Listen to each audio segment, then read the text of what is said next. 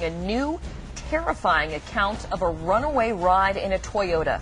The company is now sending investigators to California, where a driver is claiming that he almost flew over a hill at more than 90 miles an hour in his Prius yesterday. The Prius was only recalled for braking problems, not the acceleration issue. Deb Farrick has all the details for us this morning. First of all, describe what this gentleman is saying happened to him.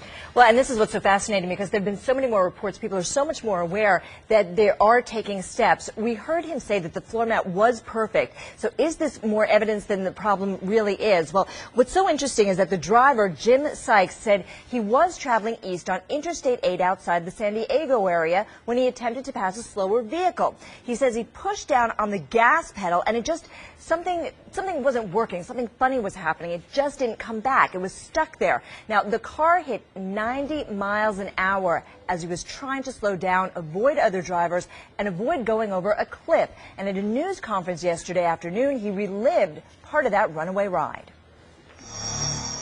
My thought was going over the side of the hill because there's too many hills, too many angles, and that's why I wanted to shut the car off, but there was no straight places to do it, and then nobody to protect me from behind. There was a few times that I got really close to vehicles, especially a truck twice, once early in the game and then another one when he was on the side of me. Came real close. Sykes said he called 911 for help, and dispatchers talked him through instructions on how he might be able to stop the car, but nothing worked. So at one point he said he reached down to try to pull the accelerator up, but it stayed right where it was. That's a quote. Now, a California Highway Patrol officer was able to catch up to Sykes' Prius and use the patrol car's PA system to help him bring that car to a stop. I was just holding on the steering wheel with my left hand, and I was down at an angle trying to pull it back. I thought it was maybe just stuck. I mean, my mat was perfect. There was nothing wrong with my mat, and the pedal, it wouldn't do anything. It stayed right where it was. He got up on the side and told me what to do, and I was standing on the pedal. I was standing on the brake pedal, looking out the window at him. And he said, push the emergency brake too, and I laid on both of them. And it finally started slowing down right then. It was down to like 55. It had been at 94, I know that.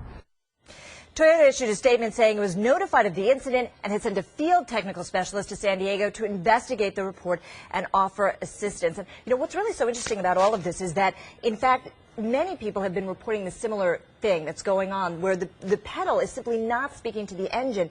That's where the whole electronic component part comes in. In the older cars, there used to be a wire connecting the pedal to the engine, so there was contact. Mm-hmm. There's no contact anymore. It's all electronic. So they're looking into that because they don't know. And Toyota has denied and has said explicitly that it is not a problem with electronics. Right. Well, what's so interesting is you look at that Prius sitting there on the highway, and right now that's a piece of evidence. And so that could be really interesting to look at the car, try to figure out what happened, because Toyota keeps saying we cannot duplicate this. We do not know what is happening. And so now at least maybe they have a car, maybe they can begin to break down the components and see exactly why this occurred.